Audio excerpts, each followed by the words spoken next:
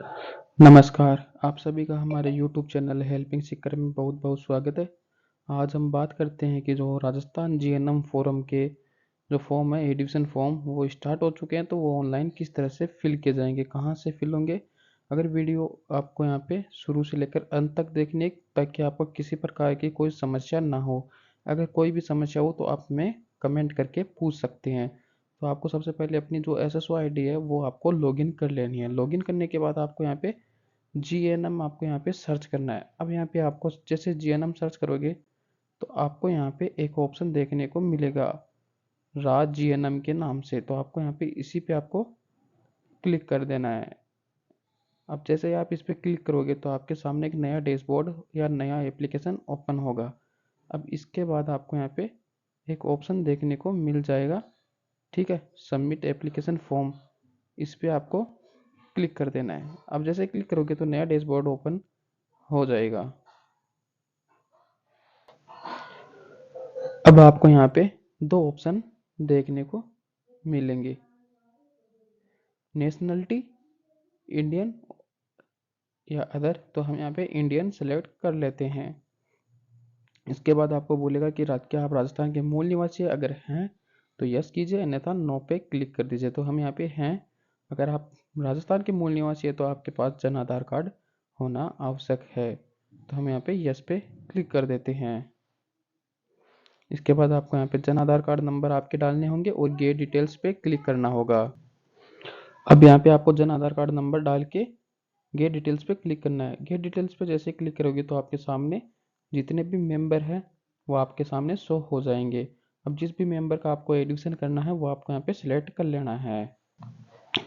अब आपको यहाँ पे जो है ऊपर ही ऊपर आपको आवेदक का नाम देखने को मिल जाएगा, नीचे आपको फादर्स नेम देखने को मिल जाएगा। यहाँ पे आपको माता का नाम फिल करना होगा। इसके बाद आपका जेंडर है वो सिलेक्ट रहेगा ऑटोमेटिक।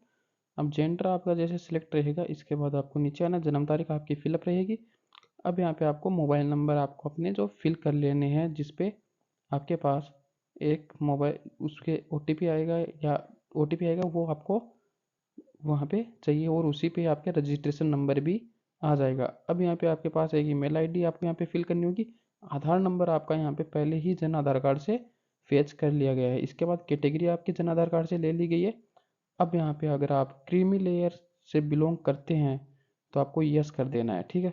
अगर नहीं करते हैं तो आपको नॉन क्रीमी लेयर हैं तो आप नो कर देना, अगर हैं क्रीमी लेयर तो आपको यस कर देना है, ठीक है। तो आप अगर आप जैसे हम बता देते हैं आपकी आई इनकम अगर 8 लाख से ज़्यादा है तो आपको यहाँ पे यस करना है, अन्यथा आपको नो पे रहने देना है, नो कर देना है, ठीक है। इसके बाद आपको यहाँ पे आपकी जो कास्ट है वो आपको यहाँ पे फिल कर देनी होगी। अब यहाँ पे आपको अगर आप टीएसपी एरिया से हैं तो यस कर दीजिए, जैसे धौलपुर भरतपुर इस वाले संभाग से आते हैं तो आपको यस करना है, अन्यथा जैसे जयपुर सीकर झुंझुनू जो भी संभाग है अलग वो नो के अंदर आते हैं। आयु अगर आप यहाँ पे दिव्यांग है तो यस कर दीजिए, अन्यथा नो पे क्लिक कर दीजिएगा। अब देखिए आप जैसे ही यहाँ पे क्रीमी लेयर को नो करते हैं तो आपको यहाँ पे आपका जो कास्ट सर्टिफिकेट है वो कब आपका यहाँ पे अप्रूव हुआ था वो आपको यहाँ पे फिल करना होगा और यहाँ पे कास्ट आपको यहाँ पे सिलेक्ट कर लेनी होगी। अगर इनमें से हैं तो यस कर दीजिएगा, अन्यथा आपको अदर टाइप करके वो कास्ट का नाम आपको यहाँ पे फिल करना होगा, जैसे हमने यहाँ पे फिल कर दिया है। अब यहाँ पे पूछ रहा है कि आप टीएसपी क्षेत्र से संबंधित है तो यस कर दीजिएगा, अन्यथा आपको नो पे ही क्लिक रहने देना है। तो हम यहाँ पे नो, दिव्यांग नहीं है, आप अल्पसंख्यक समुदाय से आते हैं तो यस कर दीजिए, अन्यथा नो पे ही रहने देना है। क्या आप राजस्थान के सरकारी कर्मचारी हैं तो यस कर दीजिए, अन्यथा नो पे ही रहने देना है। अगर सैन्य कर्मिक के वार्ड कर्मिक है तो यस कर दीजिए, अन्यथा नो पे रहने दीजिएगा। रक्षा व्यक्तिगत अगर आप रक्षा व्यक्तिगत के वार्ड के सदस्य हैं तो यस कर दीजिए, अन्यथा नो पे रहने देना। क्या आप यहाँ पे डोमासाइल है, आप राजस्थान या मूल निवासी है तो आपको यहाँ पे यस करना है, अगर नहीं है तो नो पे क्लिक कर दीजिएगा। अब आपका यहाँ पे एड्रेस डिटेल्स आपको यहाँ पे देखने को मिल जाएगा।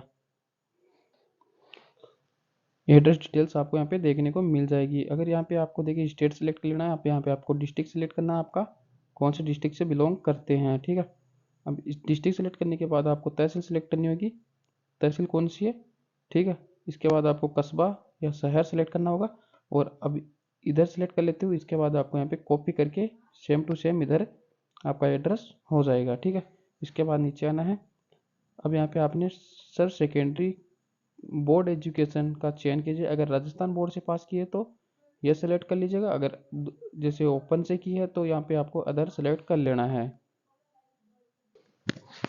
अब आपको यहाँ पे जो सेकेंडरी है वो हम जैसे बीएससी से पास किए तो सिलेक्ट कर लेते हैं, ठीक है। इसके बाद आपको यहाँ पे नीचे आना है। अब यहाँ पे आपको बैंक अकाउंट डिटेल्स आपको यहाँ पे देनी होगी कि कौन से खाते में अगर आपका नंबर ना आए, बाई चांस अगर आपका कॉलेज में एडमिशन ना हो तो आपको जो पैसे है आपके शुल्क है वो वापस कर दिया जाएगा कॉलेज की तरफ से।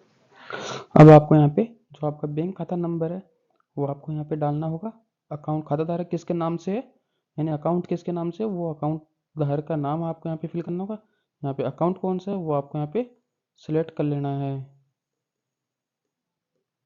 जैसे हम यहाँ पे सिलेक्ट कर लेते हैं, ठीक है। इसके बाद आपका यहाँ पे शाखा का नाम कौन सी, यानी जिस स्थान पर शाखा है उस स्थान का नाम, जैसे जयपुर के अंदर है वैशाली नगर तो वैशाली नगर की शाखा ये अलग अलग होती है। उसी तरह से आपको यहाँ पे उस शाखा का नाम डालना है और यहाँ वहाँ का बैंक की डायरी के अंदर जो IFSC कोड है वो आपको यहाँ पे फिल करना होगा। जैसे SBIN 0032 आगे जो भी है वो आप यहाँ पे डायल कर सकते हैं, ठीक है। इसके बाद आपको नीचे आना है।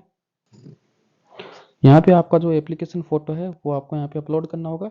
एप्लीकेशन फ़ोटो आपका यहाँ पे 50 KB से 100 KB के बीच में होगा, ठीक है।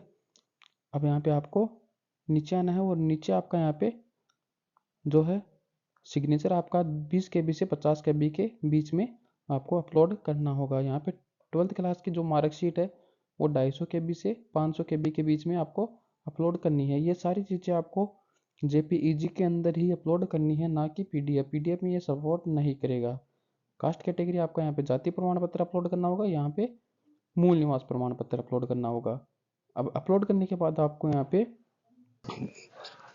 यहाँ पर आपने जो फॉर्म फिल किया है उसके बाद में आपको यहाँ पे अच्छी तरह से आपने चेक कर लिया है। चेक करने के बाद आपको यहाँ पे देखिए यहाँ पे सबमिट का ऑप्शन दिया गया है। इस सबमिट के ऑप्शन पे आपको क्लिक कर देना। सबमिट का ऑप्शन पे जैसे आप क्लिक करोगे तो आपको यहाँ पे बाद में एक इस तरफ आपका एक पेमेंट विंडो ओपन होगा। इस पेमेंट विंडो के अंदर आप यहाँ पे ATM के द्वारा भी आप यहाँ पे ATM के द्वारा भी आप यहाँ पे पेमेंट कर सकते हैं और यहाँ पे आप UPI और नेट बैंकिंग के द्वारा भी आप पेमेंट कर सकते हैं। यहाँ पे पेमेंट आपका